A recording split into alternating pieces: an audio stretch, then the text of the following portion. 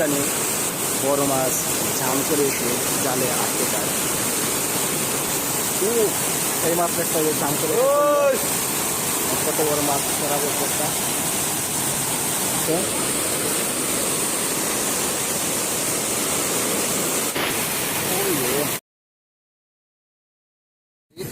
এখানে এই দাগটা চড়াটা অনেক একদম বিস্তীর্ণ একটি জায়গা, খোলামেলা। এটা হচ্ছে আবাদি জমি। আজকে পানি বাড়ছে প্রায় 1.5 হাতের মতো। এখান দিয়ে যখন পানি বেড়ে যায় তখন কিন্তু সব কিছু একদম ডুবে একাকার হয়ে যায়। আর এখন যাচ্ছি 3 কপার সুয়েজ গেট আছে, এখানে 3 কপার সুয়েজ গেট দেখতে যাচ্ছি।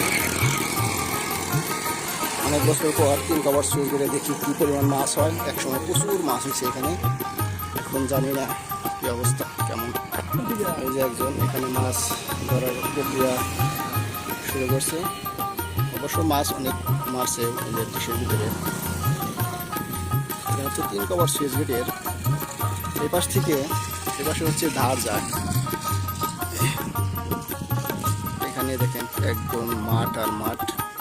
যখন পানি ওঠে সব কিছু কিন্তু তলিয়ে যায় আবাদি জমি। আজকে রাত্রে অনেক পানি বাড়ছে, এই কারণে দেখেন পানি একদম তরতাজা মনে হচ্ছে। এখন দেখবো 3 কপার সুইচ গেটের ধার কেমন, কি অবস্থা। এই সুইচ গেটের গেট কিন্তু 3টি। এই নিচে 3টা দরজা আছে। আমি আরও নিচ থেকে দেখানোর চেষ্টা করব যে আগে কেমন ছিল আর নতুন করে রাস্তা হওয়ার পরে কেমন হয়েছে। এটা হলো নতুন করে রাস্তা হওয়ার পরে এরকম অবস্থা। নিচ দিকে যাচ্ছি, এখানে সিঁড়ি আছে, এই সিঁড়ি বেয়ে আমি নিচে যাচ্ছি, দেখাবো গেট কেমন। ওয়াও, এখানে দেখছি অনেক সুন্দর। এখানে মানুষ তো মাছও মারবে এবং এখানে বসে আড্ডা দিতে পারবে, খোলামেলা একটি জায়গা। দেখেন এটা হচ্ছে নতুন করে যে ব্রিজ দিছে তার বিম এগুলা। আর এটা ছিল পুরনো, যখন আমাদের ওই পাশে বাড়ি ছিল তখন কিন্তু এখানে এরকম ছিল, এরকম ভালো ছিল না, কোনো মজবুত ছিল না। কিন্তু নতুন করে দেওয়ার পরে অনেক সুন্দর একটা বেলে ব্রিজ। দেখেন সুয়েজ গেটের ধার কিন্তু প্রচণ্ড ধার। এবার আর গেট হচ্ছে এটা হচ্ছে গেট। এই যে এইখানে চাবি লাগায়, এখানে যখন চাবি লাগায় এখানে চাবি লাগানোর পর যখন এটা ঘুরায় তখন কিন্তু এই গেটটা আস্তে আস্তে উপরে ওঠে। আর যখন পানি কমে তখন কিন্তু গেটটা এখানে ঘুরানোর পরে হ্যান্ডেল আছে এখানে গোল সাইজের। আস্তে আস্তে এটা যখন নিচে ঢুকে যায় তখন কিন্তু গেটটা আটকে যায়। আসলে আমি এখানে কিন্তু এভাবে আসি না, আজকে অনেক বছর পর আজকে দেখলাম নিচে এরকম অবস্থা। পুরানিতে মাছ ধরে যেভাবে, সেটা হচ্ছে আপনারা দেখতে পাচ্ছেন এখানে যে একটা জাল দেখছেন, এই ধার 3 কপার সুইচ গেটের ধার। পুরানিতে যখন মাছ ওঠে তখন কিন্তু মাছ লাফ দেয়, মাছ এখান থেকে ঝাম করে লাফ দেয়, তখন কিন্তু এই জালের বেড়ে আটকে যায়।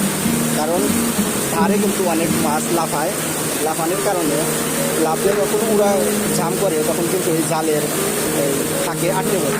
এখানে কিছু একটা বাঁশ দিছে, ওই বাঁশটা দিছে, জাল কিন্তু নিচে আছে, বাঁশটা একটু উপরে দিছে, জালটা একটা গ্যাপ সৃষ্টি করছে। হচ্ছে 3 কপার সুইচ গেটের সুন্দর একটি দৃশ্য।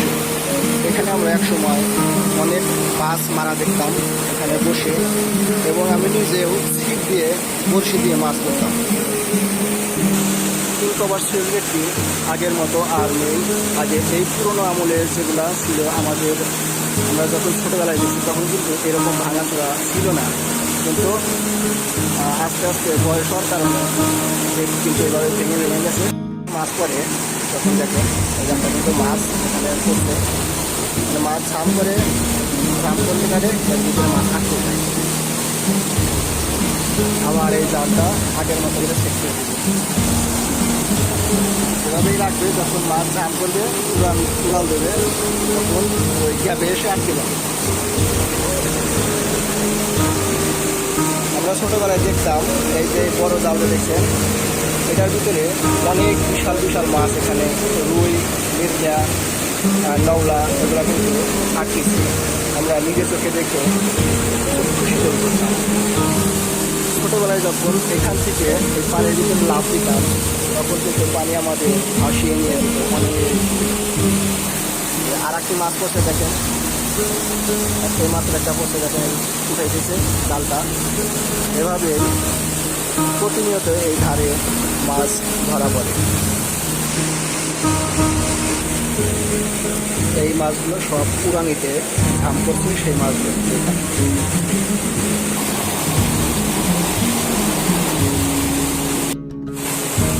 ওইখানে মাছ ধরালা বসে আছে, সবসময় নজর তার জালের দিকে, কখন জানি বড় মাছ ঝাম করে এসে জালে আটকে যায়।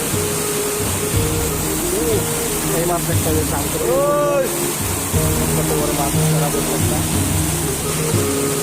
এবার এভাবেই মাছ তোলা হচ্ছে।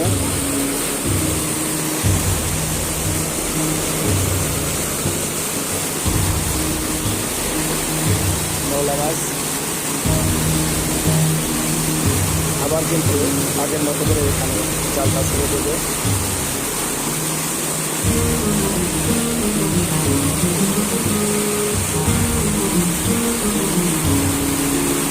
এখানকার বাচ্চা কাছে এতটাই পারদর্শী যে দেখেন ছোট একটা বাচ্চা এখানে পড়ে গেলেই কিন্তু তার অনেক বড় ক্ষতি হতে পারে। তারপরে দেখেন কোনো ভয় নাই, এবং এখানেই তাদের বসবাস, এখানেই থাকা। সে কারণে এগুলা দেখে তারা এরকম বড় মাছ চান করছে।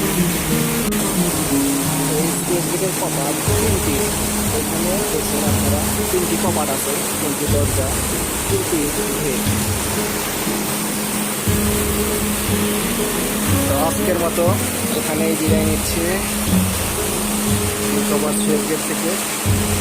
আল্লাহ হাফেজ।